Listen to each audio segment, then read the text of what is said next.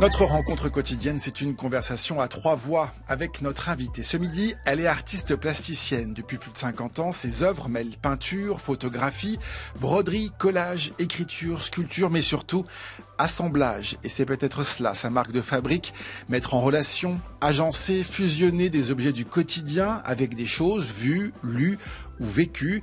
Une observation du monde qui passe ces dernières années par le dessin. Son univers est à découvrir ou redécouvrir jusqu'au 11 mai prochain à la galerie Marianne Goodman à Paris dans une exposition intitulée « Laissez aller ».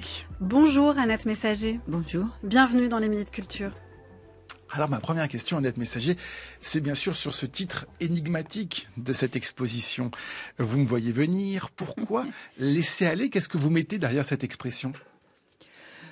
Ça veut dire que c'est une sorte de promenade ou de vagabondage.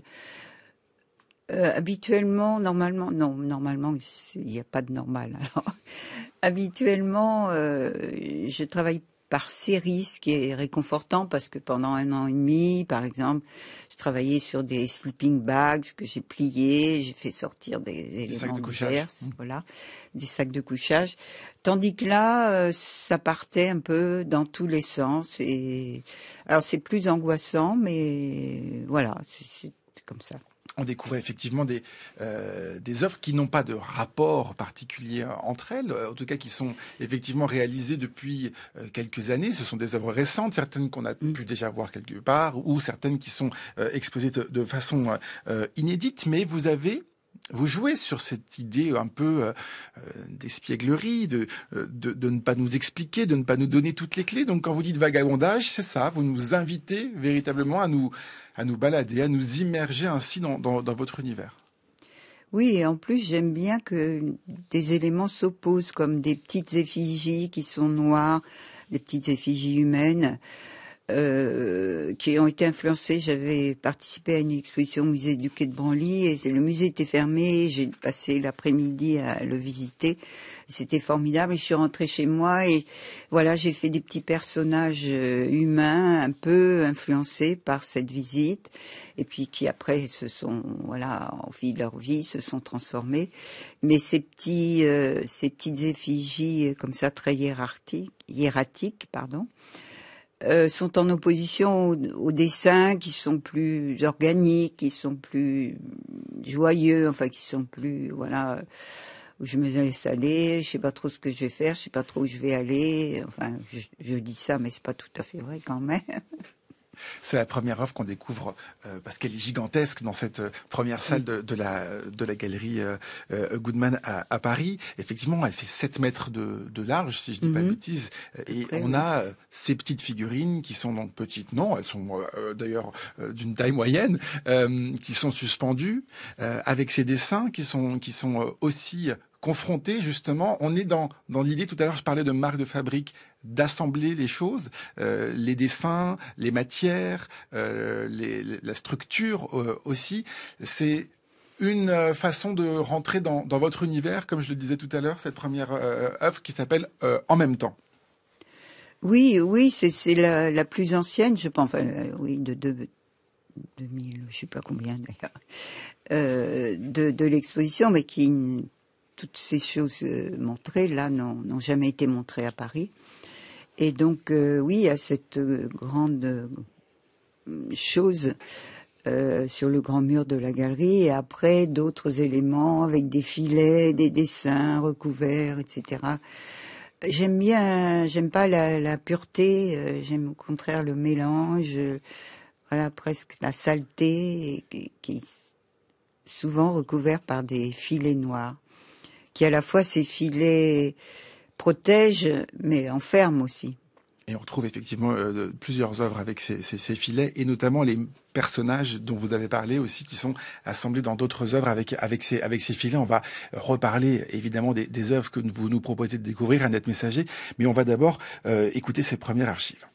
Je préconise la réhabilitation des Genies de café, parce qu'on avait l'habitude dans le temps de se moquer énormément des gens qui sont tout le temps en train de discuter dans les bistrots, qui ont de grands projets qu'ils ne peuvent pas réaliser.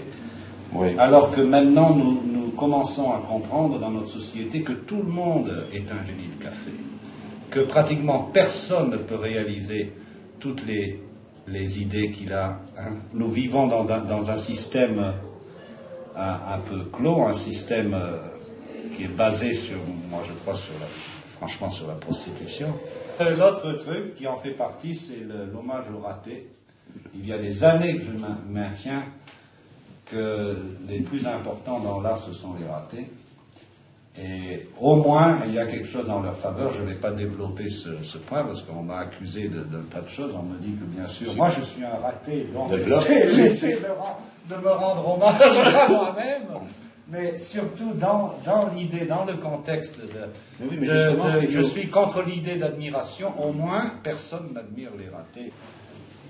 Annette Messager, vous avez peut-être reconnu l'artiste franco-américain Robert Filiou et son humour, puisque effectivement il se moque de lui-même, beaucoup d'autodérision, mais il y a quelque chose d'intéressant dans ce qu'il nous dit, c'est l'idée du raté. Et c'est quelque chose que vous avez, que votre vision aussi dans la pratique du dessin, notamment, quand on est artiste plasticienne comme vous, on a le droit de rater. De toute manière, on ne sait pas soi-même si c'est raté ou pas. C'est pourquoi c'est les autres qui jugent que c'est raté. Peut-être que moi, j'ai fait un dessin que je trouve très très bien et puis que les gens n'aiment pas du tout. Alors, qu'est-ce que c'est que le ratage? J'en sais rien, moi. Vous avez dit tout à l'heure, Annette Messager, que vous-même, vous ne saviez pas où vous allez quand vous commenciez une œuvre. Enfin, mais vous avez semblé après hésiter en disant j'ai quand même un peu une petite idée. C'est quoi cette idée qui vous guide et justement qui pourrait peut-être éclairer sur ces ratages? Quand on veut aller vers quelque part et qu'on n'y arrive pas, là, il y a un ratage clairement pour l'artiste. Je sais pas, j'aime bien cette phrase de Kusaï, qui est pour moi le plus grand dessinateur au monde. On lui disait, mais comment vous avez pu faire ce dessin extraordinaire en 30 secondes? Et il avait 70 ans, il dit, mais ça fait 70 ans que je le prépare. Et en fait, on ne sait pas d'où ça vient, ces choses qu'on a envie de faire, de manque, de ratage sans doute, ou d'envie d'être autre, d'être différent, de changer de nature, ce qui n'est pas vraiment possible, mais enfin d'aller ailleurs. Et à chaque fois, j'ai envie de faire un petit peu un pas de côté. Donc c'est ça, quand vous dites « je sais où je veux aller », cette destination n'est pas forcément précise, mais c'est un ailleurs. Oui. Mais ce serait quoi un ailleurs pour vous? Ben, je ne sais pas, justement, s'il est ailleurs et qu'il me porte. Mais quand je disais tout à l'heure que cette visite au quai de Branly m'a amené ailleurs. En même temps, j'ai retrouvé énormément de choses que j'aimais ou que je pensais avoir en moi. Mais en même temps, c'était un ailleurs. Je crois que c'est ça aussi. Par exemple, quand je vais au café, c'est un ailleurs. Il y a les gens au bistrot qui racontent leurs histoires, qui lisent Le Parisien. À la fois, on est tous, on vit dans le même endroit presque, mais c'est un ailleurs et ça apporte beaucoup. Il y a tout de même, Annette Messager, vous derrière un dessin. Donc quand vous terminez votre dessin, tout à l'heure, Robert Filiou disait les ratés permettent d'échapper à l'admiration, peut-être à l'idée de sacrer aussi des œuvres qu'on peut dessiner, par exemple. Donc s'il y a quelque chose que vous estimez raté, est-ce que c'est possible et qu'est-ce qui se passe à ce moment-là? Je déchire. Si vraiment ça me plaît pas du tout pour un dessin, je le déchire. Oui, c'est pas difficile. Mais quelquefois, j'ai regretté. Je me suis dit, ben, moi, j'aime pas, mais peut-être que... Mais non, je n'ai pas regretté, c'est comme ça. Hein.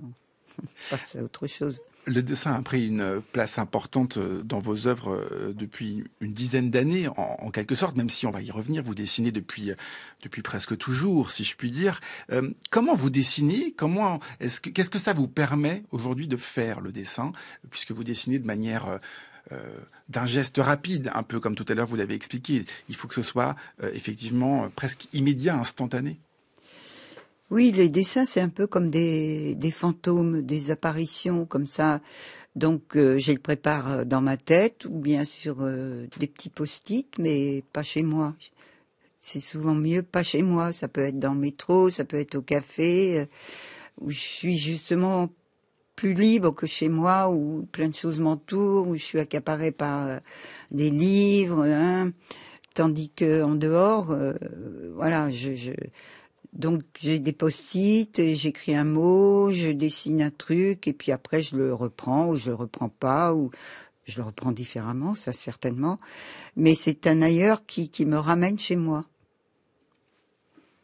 Le Je dessin. sais pas si j'ai répondu à votre question Non, d'ailleurs, parce que j'ai oublié. L'idée, c'est au final, avec ce dessin-là rapide, avec cette façon de faire, effectivement, où vous préparez. Tout à l'heure, vous disiez dans l'exposition, j'aime bien le sale. Moi, ce qui m'a surpris dans votre exposition à la galerie Goodman, c'est par exemple les dessins, ils sont punaisés au mur. Ils sont pas encadrés. On voit le papier qui est déchiré. C'est pas bien découpé. Il y a quelque chose voilà, peut-être d'instantané, d'organique, de naturel, comme si l'œuvre d'art était presque un objet du quotidien. Ben moi, en tous les cas, un dessin, c'est revenir enfant. C'est justement, en plus, je suis gauchère contrariée, c'est-à-dire que j'écris de la main droite, mais en fait, je dessine que de la main gauche. Mais quelquefois, je trouve que je deviens habile. Je fais une série, donc je me sers de la main droite qui dessine mal. Il faut qu'il reste un truc maladroit, un peu pas bien fait, pas bien fini. Et je trouve que ça ouvre plus l'imaginaire. Je disais, vous expliquiez pas vos dessins. Il n'y a pas de discours derrière les œuvres que vous faites. Vous nous laissez, nous, en tant que spectateurs, justement, libres d'imaginer, libres d'interpréter ce que vous avez dessiné, ce que vous avez sculpté, assemblé. Ce côté un petit peu mal fait. Qu'est-ce que ça apporte? C'est une façon de dire aussi au spectateur, à celui qui découvre votre œuvre, voilà, je suis comme vous. C'est une porte d'ouverture.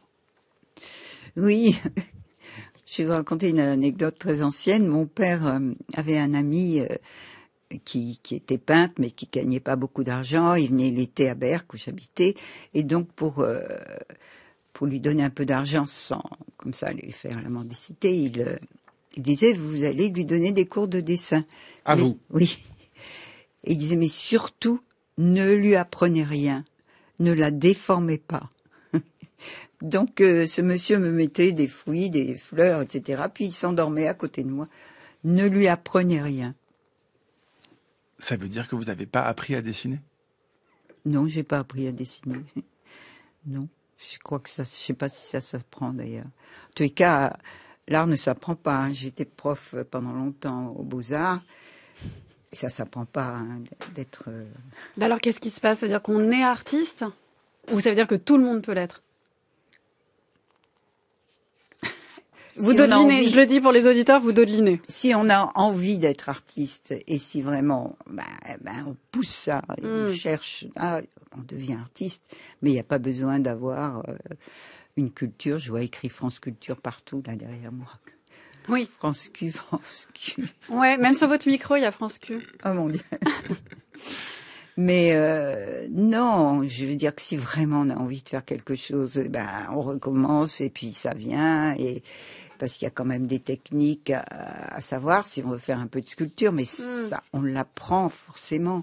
Mais comment on sait, par exemple, si on se dit qu'on a envie d'être artiste, que ça vaut le coup de l'être, que ce qu'on a envie de dire ou peut-être d'exprimer ou de créer, c'est important, ça vaut le coup d'être montré. Il y a beaucoup de gens peut-être qui se disent qu'ils ont envie de quelque chose, mais qui se disent qu'ils valent rien en fait, qu'ils n'ont pas les... D'abord, avoir envie de le montrer, avant d'avoir envie de le montrer, il faut le faire. Et déjà, s'ils le font, s'ils essayent de le faire, le montrer, c'est encore autre chose. C'est un autre travail, si je puis dire. Il faut trouver un endroit pour le montrer, le faire partager, ça c'est encore autre chose. Et puis il faut qu'il soit aimé, d'une certaine manière, validé, non? Validé, je ne sais pas. Aimer, oui, il faut de l'amour partout. Annette Messager, dans votre vagabondage dans cette exposition, il y a aussi l'idée du vagabondage de l'esprit, de l'observation, de référence à des images qui parlent peut-être à tout le monde et que vous réinterprétez, en tout cas dont vous vous emparez. Et là, je pense par exemple à cette œuvre qui s'appelle Iconique, qui est composée de dessins qui rappellent des photographies en décrivant, évidemment, elles vont venir à l'esprit quasiment de tout le monde. C'est le visage d'Albert Einstein, la silhouette de Charlie Chaplin, qui tire la langue, oui, la fameuse, Marilyn Monroe et sa robe soulevée, la figure de Che Guevara, qui a été diffusée dans le monde entier par Andy Warhol. Ces portraits de notre mémoire collective, comment il s'insère justement dans une création, dans quelque chose que vous voulez, dont vous voulez vous accaparer, sur lequel vous allez placer d'ailleurs ce fameux filet. Ben oui, je me disais quels sont pour les gens de ma génération, en tous les cas, les photos ou les événements qui restent. Il y a par exemple cette petite fille vietnamienne qui est brûlée, qui court toute nue. Je ne sais pas si pour des gens beaucoup plus jeunes, ça leur parle aujourd'hui. Je ne sais pas. Mais pour moi, c'est aussi iconique que Marilyn Monroe sous une bouche de métro alors que c'est dégoûtant parce que c'est deux images vraiment opposées. Et l'une c'est la souffrance et l'autre c'est au contraire un peu le voyeurisme, le sexe. Et c'est notre culture, c'est ma culture en même temps. Donc je les ai assemblées. Il y a Che Guevara aussi qui est une image iconique. Mais elles n'ont rien à voir, ces 4-5 images n'ont rien à voir entre elles, quoi. Et je les lis elles sont liées par ce filet. Ce filet qui a quelle utilité? Est-ce qu'il y a cette idée d'enfermement, effectivement? Oui, il est noir. Il est noir. C'est un filet qui évidemment ressort puisque il est installé sur un mur blanc. Il y a l'idée d'enfermement, d'emprisonnement, de ne pas pouvoir se détacher de ces événements aussi marquants, de ces personnalités marquantes. Il y a quelque chose aussi de peut-être de subir aussi oui. Tout cela, cette mémoire. Notre mémoire, on l'a subie, oui. J'ai toutes ces images en tête, vous aussi, et on peut pas les retirer. On est enfermé avec ça. Et donc l'art, pour vous, c'est aussi cette idée, peut-être en faisant cette œuvre, de vous en détacher, de passer à autre chose, comment vous voyez cette transmission avec les gens qui viennent voir vos œuvres? Ah ben ça, c'est encore autre chose. Le public qui regarde les œuvres, il y a des publics de tous les âges, donc de différents sexes. Donc je pense qu'on ne regarde pas la même chose. Comme a dit Duchamp, c'est le regardeur qui fait l'œuvre. Peut-être pas totalement, mais en fait, c'est vrai que peut-être qu'un garçon et une fille ne regardent pas, n'est pas intéressé par exactement les mêmes choses, les mêmes sujets, et les gens d'âge différents. Donc il faut accepter tout ça. Et moi, je le fais avec ce que je suis, ce que je reste. Je peux pas me changer, c'est comme ça. Et avec ce que j'ai en mémoire et avec ce que j'entends, les événements, ce qui se passe autour de moi aujourd'hui. Giacometti est peut-être l'artiste qui, le mieux et le plus consciemment, a fait sentir que le vide autour d'une œuvre faisait partie de l'œuvre. Et j'allais dire que l'exposition fonctionne sur la distance, ce qu'il voulait être la distance, qui est celle probablement psychologique entre les êtres, mais qui est plus profondément, comment dire, une vision, ou plus exactement le résultat d'une perception. C'est-à-dire il est convaincu, et tout son travail était là, puisqu'au fond son travail est modeste dans son énoncé, il a cherché à saisir le réel, ce qui est un énoncé qui avait tellement déconcerté les surréalistes qu'il l'avait viré. Mais en fait, la distance est aussi de saisir le réel tel qu'on le voit. Et si je dis ce truisme, ça paraît très élémentaire, mais en général, on saisit le réel tel qu'on le sait, tel qu'on le connaît, ou éventuellement tel qu'on l'a touché quand il s'agit d'un sculpteur. C'était la voix de la conservatrice et historienne de l'art française Suzanne Paget. C'était le 9 décembre 1991 sur France Inter. Annette Messager, Suzanne Paget, vous avez travaillé avec elle, notamment puisqu'elle vous a exposé à l'époque où elle était au Musée d'Art moderne de la ville de Paris. Il y a plusieurs choses dans cette archive. Il y a évidemment cette confiance que vous avez tissée avec elle. Tout à l'heure, on parlait de montrer ses œuvres, de trouver des endroits où les exposer. Peut-être la deuxième démarche, en tout cas après la création d'une artiste comme vous. Cette démarche de s'exposer, de montrer ce qu'on fait, ce qu'on a pensé, ce qu'on a réfléchi. C'est une démarche évidente pour vous en tant qu'artiste, ou alors c'est venu ensuite? Ensuite, je ne sais pas ce que vous voulez dire par ensuite, à quel âge, mais comme j'ai toujours dessiné, fait des trucs dans ma chambre, je pensais pas à des expositions à ce moment-là. Je dessinais ce qui était. Je me dis qu'est-ce qui est autour de moi. En fait, c'est mes mains, mes pieds. Alors je faisais que dessiner mes mains et mes pieds. Et je continue. J'ai pas beaucoup changé ma manière de travailler d'ailleurs. Mais oui, Suzanne Paget, je me souviens. Elle ne s'en souvient pas, mais ma première exposition, elle m'a dit si tu continues comme ça, je te ferai une exposition tous les 10 ans. Moi, j'ai pas oublié. Et en fait, il s'est avéré qu'elle m'a fait une exposition tous les 10 ans. Donc elle a tenu sa promesse. Oui. Elle parle de Giacometti. Giacometti, vous allez nous parler de votre relation avec cet artiste-là. Mais Giacometti, elle dit, il a cherché à saisir le réel tel qu'on le voit, opposé au réel tel qu'on le connaît ou tel qu'on le sait. Est-ce que vous êtes d'accord avec cette façon de voir le travail de Giacometti? Est-ce que vous-même vous l'appliquez? On a parlé tout à l'heure de l'observation, de votre idée de vous imprégner du dehors, de ce qui se passe autour de vous aussi. Non, moi c'est peut-être le dehors, mais lui c'était le vide.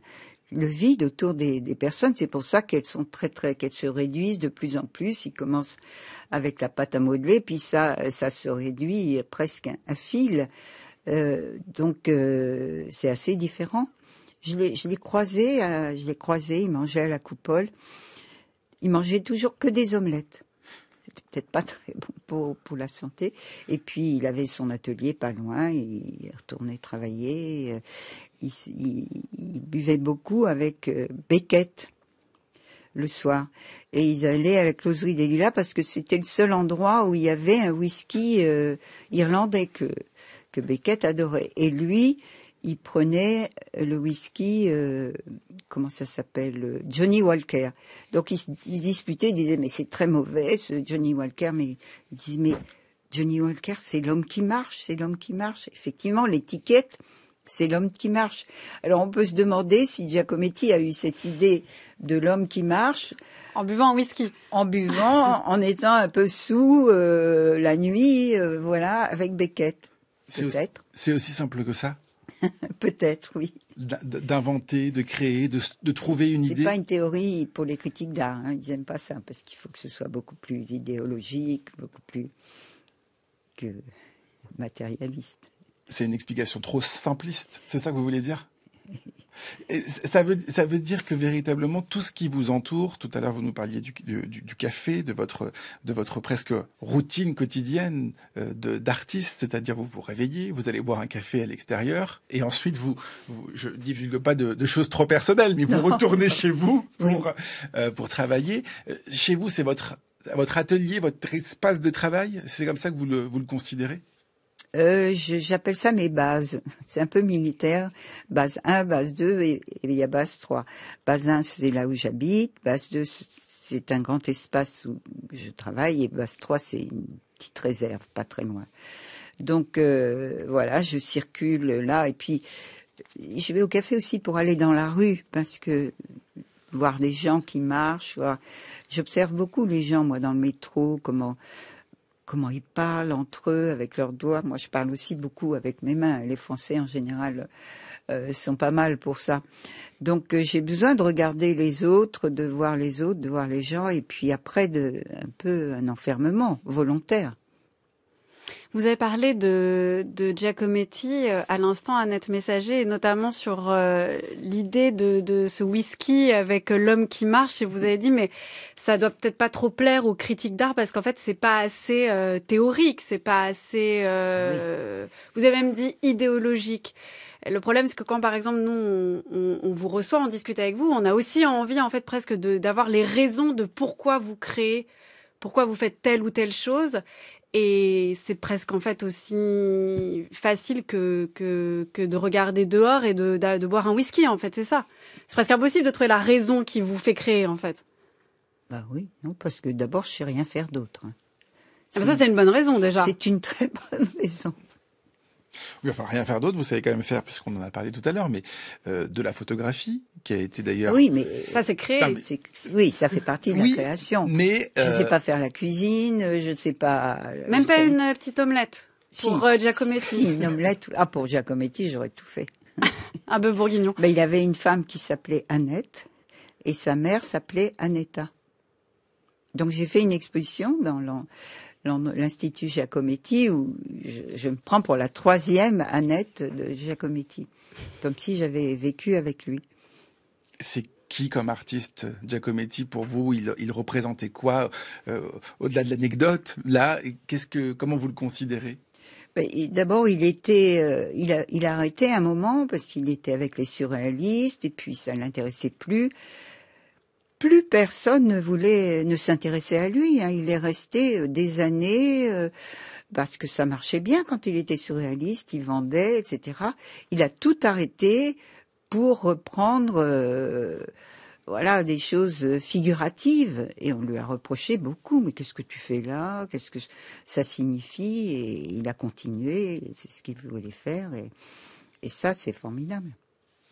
Tout à l'heure, vous nous disiez que vous ne saviez rien faire d'autre que de créer, que d'être artiste. Et du coup, c'est aussi l'une des questions que l'on se pose quand on découvre une artiste, ses œuvres, sur la durée aussi, sur la longueur. À quoi ça sert, Annette Messager? À quoi ça sert de créer? Ça sert à rien, c'est ça qui est beau.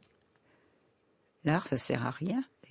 Ce qui sert à rien sert à tout, si on veut. Mais justement, ça n'a pas de finalité, ça ne sert à rien. Mais quand vous créez dans vos bases, vous vous dites ce que je suis en train de faire ne sert à rien, à personne. C'est terrible. Non, je me dis pas ça. Ça me sert à moi en tous les cas. Ça m'occupe beaucoup, beaucoup mes journées. Donc ça sert à remplir mes journées. Quelle autre utilité pour vous? Il y a quelque chose tout de même de réflexif sur qui vous êtes, sur ce qui vous a mené jusqu'ici, sur le passé, sur le présent, sur ce qui vous entoure. Là, vous pouvez pas me dire que ça sert à rien. Il y a quelque chose qui, quand même, chez vous, j'allais dire soigne, mais c'est peut-être pas le bon mot, en tout cas, qui vous apporte quelque chose. Oui, non, soigner, c'est peut-être un peu fort, mais c'est vrai que si j'étais pas devenue artiste, je pense souvent que j'aurais été une femme épouvantable. Hein. J'aurais divorcé je sais pas combien de fois. Enfin, Alors que là, vous êtes une femme bien. C'est pas ce que j'ai dit. Là, vous exagérez un peu. Mais en tous les cas, je n'ai pas embêté trop de monde dans la vie. Mais je ne sais pas, parce que je sais même plus ce que vous me demandiez, d'ailleurs. Qu'est-ce que ça vous apporte, cette création? Si ça sert à rien, si l'art ne sert à rien, il y a tout de même un intérêt pour vous, au-delà de vous occuper. Ben vous, c'est pareil. Est-ce que vous servez à quelque chose? C'est une bonne question. Oui. Je dois répondre, moi aussi? Oui. Ah non, pas du tout. Si. Moi, je pense que je ne sers à rien non plus. Eh ben, vous voyez, on est tous ici, sauf eux, les techniciens, qui travaillent, qui font leur boulot. On ne sert à rien, alors. Et c'est pour ça qu'on est important. Parce qu'on est beaucoup plus libre quand on pense qu'on ne sert à rien. On peut aller dans tous les chemins divers. Moi, je pense qu'on a un peu un tronc, chacun. Et puis, avec des branchages, et chacun va... Moi, j'ai des branches. Là, il y a la photo. Là, il y a le dessin. Il y a une sorte d'armature qui a un tronc. On a tous un tronc avec des chemins divers et qui s'opposent souvent, qui sont contradictoires. Vous désirez quelque chose, monsieur? Oui. Vous êtes la patronne? Mais oui. Est-ce que vous pouvez me dire qui occupe la chambre du second étage sur la façade, de ce côté? Oh, je crains de ne pouvoir vous donner un renseignement de ce genre-là. La discrétion est de règle dans notre établissement, vous savez. Et je crois bien que c'est contraire à la loi. Bien sûr, aucun de nos clients ne s'en formaliserait, mais... Seigneur, est-ce qu'elle aurait fait une bêtise? Veuillez répondre à ma question.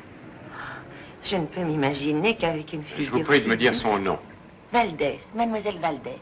C'est une Espagnole. Carlota Valdés? Oui, c'est ça.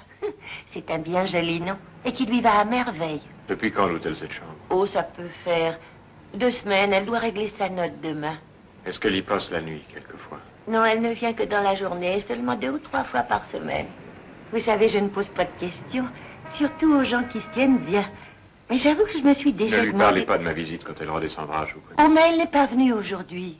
Ah, non, je viens de la voir entrer dans l'hôtel il y a à peine 5 minutes. Vous vous trompez, elle n'est pas venue de la journée. Je l'aurais forcément vue. J'ai pas bougé d'ici, j'étais occupée à mettre de l'huile d'olive sur mes plantes vertes. Un extrait de Sueur froide d'Alfred Hitchcock, c'était en 1959. Alfred Hitchcock, il vous a inspiré à une certaine époque, Annette Messager, dans votre façon de travailler, de fragmenter. Surtout dans le cinéma, il y a des gros plans. Ça, c'était une découverte pour moi. Je travaillais rue d'Ulm, à l'école des arts décoratifs, mais il y avait aussi la cinémathèque à l'époque, dans la même rue. Donc, j'allais pas beaucoup à l'école des arts déco, mais j'étais tout le temps au cinéma. Je me souviens, Warhol, on m'avait dit que c'était un artiste très très important. Il y avait le film L'homme qui dort, qui ne bouge pas pendant 4 heures. Je suis restée là, je me suis dit, il va se passer quelque chose. Bah non. Non, il s'est rien passé. C'était la durée, le temps qui comptait. Voilà, mais non, le cinéma, c'est très très important pour moi, oui.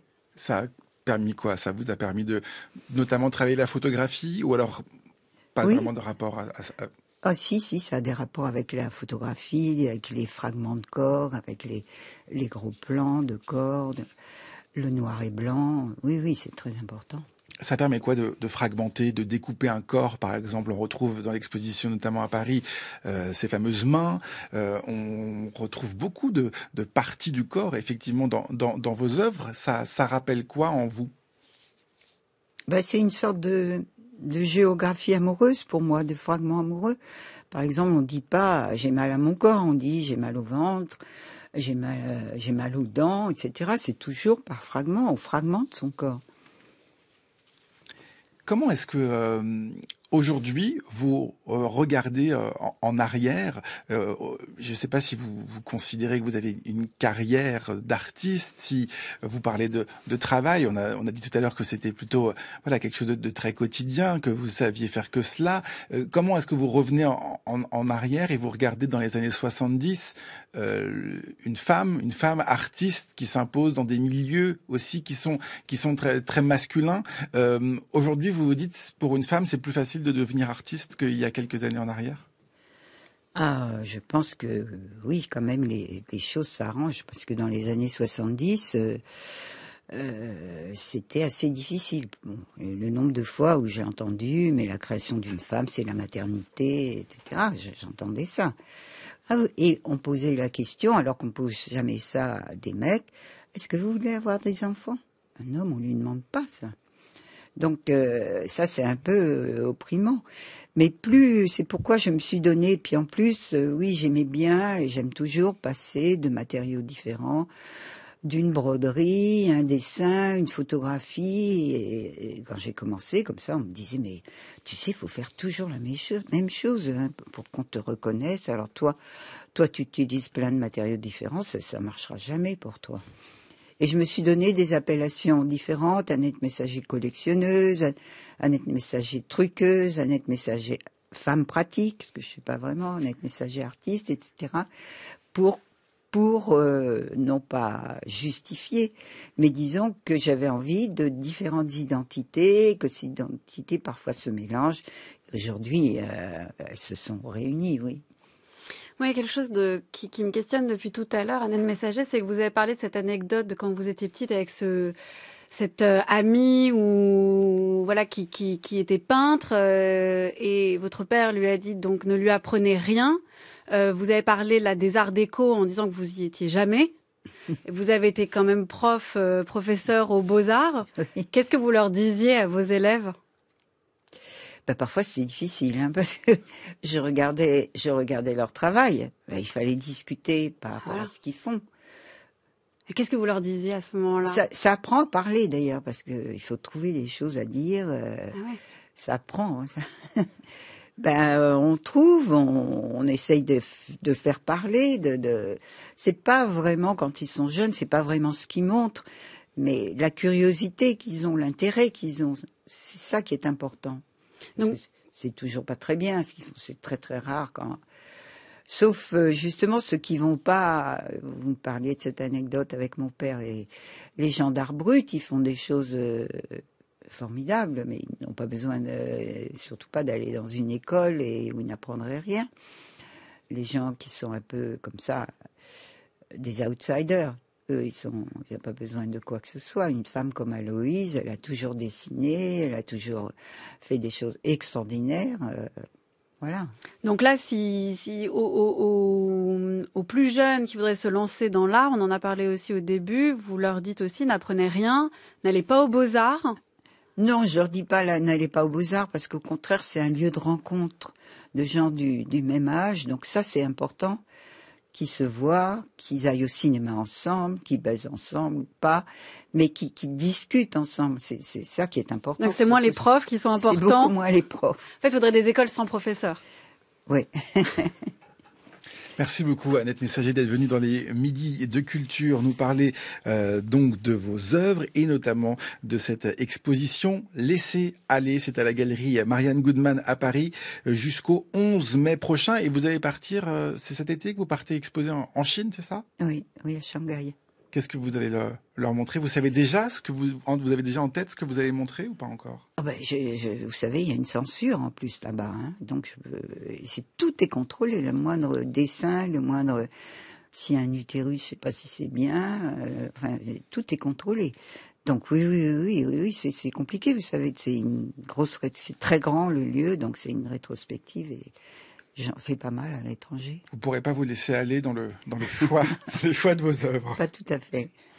Pour finir, Annette Messager, nous avons choisi 2 chansons, l'une sur les peluches que vous avez intégrées à certaines de vos œuvres, l'autre sur la photo, qui font une des branches de votre arbre.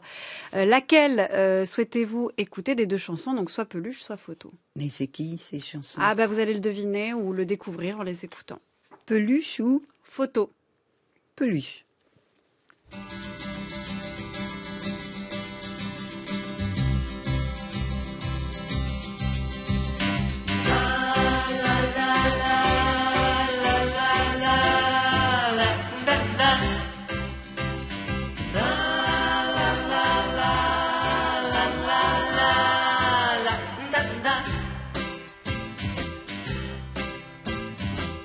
You're not the only cuddly toy that was ever enjoyed by any boy. You're not the only choo-choo train that was left out in the rain the day after Santa came. You're not the only cherry delight that was left in the night and gave up without a fight. You're not the only cuddly toy that was ever enjoyed by any boy. You're not the kind of girl to tell your mother the kind of company you keep. I never told Cuddle Toy des Monkeys pour terminer cette émission. Merci beaucoup Annette Messager d'être venue dans cette émission préparée par Aïssa Touaindoy, Anaïs Isbert, Cyril Marchand, Zora Vignet, Laura Dutèche-Pérez et Manon Delacelle. C'est Louise André qui réalise cette émission et à la prise de son ce midi, Noé Chaban. Merci Géraldine, à demain. Merci Nicolas, à demain.